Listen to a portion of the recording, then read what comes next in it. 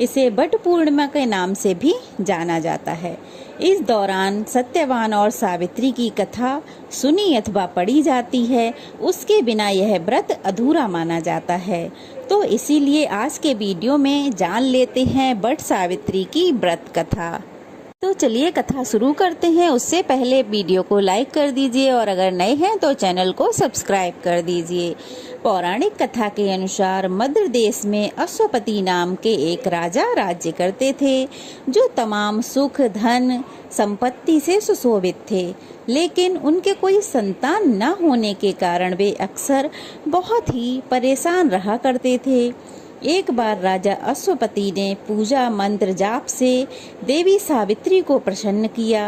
राजा ने देवी को संतान प्राप्ति का वर दिया। कुछ समय बाद राजा के घर में एक सुंदर सी कन्या का जन्म हुआ। राजा ने उसका नाम सावित्री रखा। वह अत्यंत सुंदर और साहसी थी। जब सावित्री धीरे धीरे बड़ी होने लगी, विवाह के योग्य हो गई, तो राजा को उसके विवाह की चिंता सताने लगी। जब राजा को योग्य वर न मिलने की वजह से उन्होंने सावित्री से स्वयं वर तलाशने को कहा। सावित्री तपोवन में भटकने लगीं। वहाँ साल्व देश के राजा धुम्तसेन रहते थे, क्योंकि उनका राज्य किसी ने छीन लिया था। उनके पुत्र सत्यवान को देखकर सावित्री ने पति के रूप में उनका वरण कर लिया। ऋषि राज नारद को जब यह बात पता चली तो वह राजा अश्वपति के पास पहुँचे और वहाँ जाकर कहने लगे कि हे राजन, यह आप क्या कर रहे हैं? सत्यवान गुणवान है, धर्मात्मा है और बलवान भी है, पर उसकी आयु बहुत छोटी है। वह अल्प आयु है। 1 वर्ष के बाद ही उसकी मृत्यु हो जाएगी। ऋषि राज नारद की ऐसी बात सुनकर राजा अश्वपति घोर चिंता में डूब गए। सावित्री ने उनसे कारण पूछा तो राजा ने कहा, पुत्री, तुमने जिस राजकुमार को अपने वर के रूप में चुना है वह अल्पायु है। तुम्हें किसी और को अपना जीवन साथी बनाना चाहिए। इस पर सावित्री ने कहा कि पिताजी, आर्य कन्याएं अपने पति को एक बार ही वरण करती हैं।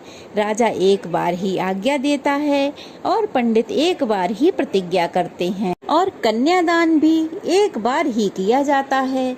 सावित्री हट करने लगी और बोली, मैं सत्यवान से ही विवाह करूंगी। राजा अश्वपति ने सावित्री का विवाह सत्यवान से करा दिया। सावित्री अपने ससुराल पहुंचते ही सास ससुर की सेवा करने लगी। समय बीतता चला गया। नारद मुनि ने सावित्री को पहले ही सत्यवान की मृत्यु के दिन के बारे में बता दिया था। वह दिन जैसे जैसे करीब आने लगा, सावित्री बहुत अधीर होने लगी। उन्होंने 2-3 दिन पहले से ही उपवास शुरू कर दिया। नारद मुनि द्वारा बात कहे जाने से निश्चित तिथि पर पितरों का पूजन भी शुरू कर दिया। हर दिन की तरह उस दिन भी सत्यवान लकड़ी काटने के लिए जंगल को गए। साथ में सावित्री भी गईं। जंगल में पहुंचकर सत्यवान लकड़ी काटने के लिए जैसे ही एक पेड़ पर चढ़ गए, तभी उनके सिर में बहुत तेज दर्द होने लगा। वे दर्द से व्याकुल हो गए। सत्यवान पेड़ से नीचे उतर आए। सावित्री अपना भविष्य समझ गई थीं। सत्यवान के सिर को अपनी गोद में रखकर सावित्री सिर को सहलाने लगीं। तभी वहां यमराज आते दिखे। यमराज अपने साथ सत्यवान को ले जाने आए थे। सावित्री भी उनके पीछे पीछे चल पड़ी। जैसे ही वो सत्यवान को लेके चले, सावित्री यमराज के पीछे पीछे चल पड़ी। यमराज ने सावित्री को समझाने की बहुत कोशिश की कि यह तो विधि का विधान है, लेकिन सावित्री नहीं मानी। सावित्री की निष्ठा और पति परायणता को देखकर यमराज ने देवी सावित्री से कहा कि हे देवी, तुम धन्य हो। मैं जहाँ इनको जिस लोक में लेकर जा रहा हूँ, वहाँ कोई भी जीवित प्राणी नहीं जा सकता, इसलिए तुम लौट जाओ। परंतु सावित्री नहीं मानी। वह फिर भी यमराज के पीछे पीछे चलने लगी। तो फिर यमराज ने उनसे कहा कि देवी, तुम मुझसे कोई वर मांगो, मैं तुम्हें कोई वर दूंगा और फिर तुम लौट जाना। सावित्री ने कहा कि मेरे सास ससुर वनवासी हैं और अंधे हैं, उन्हें आप दिव्य ज्योति प्रदान करें। यमराज ने कहा, ऐसा ही होगा, जाओ अब लौट जाओ। लेकिन सावित्री अपने पति सत्यवान के पीछे पीछे चलती रहीं।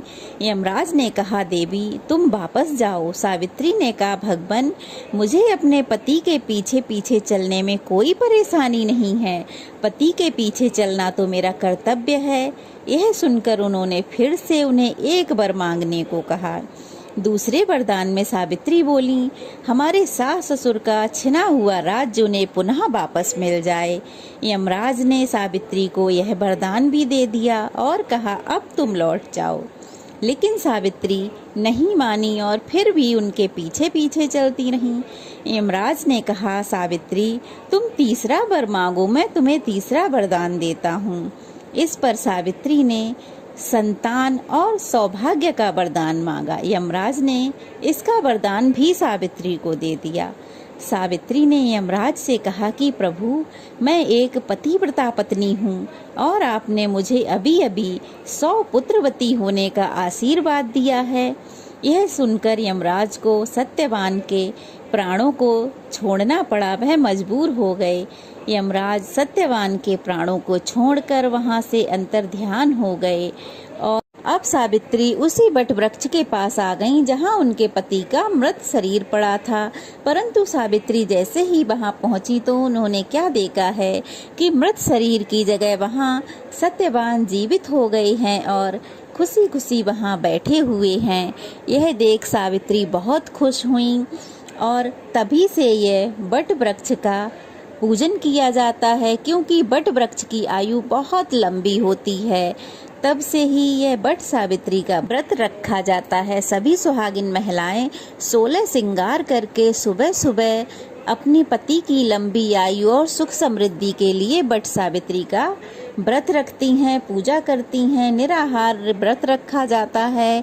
किसी किसी के यहाँ पूरे दिन का व्रत रखा जाता है। किसी किसी के यहाँ पूजा करके व्रत का पारण कर लिया जाता है। अब तो सावित्री सत्यवान तो सब खुशी खुशी अपने राज्य को चल पड़े। माता पिता को दिव्य ज्योति प्राप्त हो गई। इस प्रकार सावित्री सत्यवान चिरकाल तक अपने राज्य का सुख भोगते रहे। तो यह थी सत्यवान सावित्री की व्रत कथा। कैसी लगी कमेंट बॉक्स में अवश्य ही बताइएगा और इस कथा को ज़्यादा से ज़्यादा लोगों तक शेयर कीजिए ताकि बट सावित्री वाले दिन सब इस कथा को पढ़ सकें अथवा सुन सकें। कथा अच्छी लगी हो तो एक कमेंट कीजिएगा और नए हैं तो प्लीज़ चैनल को सब्सक्राइब कर लीजिएगा। तो चलिए फिर मिलते हैं। बट सावित्री व्रत की आप सबको बहुत बहुत शुभकामनाएं। बट सावित्री व्रत कब है, पूजा विधि क्या है, इसका वीडियो मेरे चैनल पे अपलोडेड है।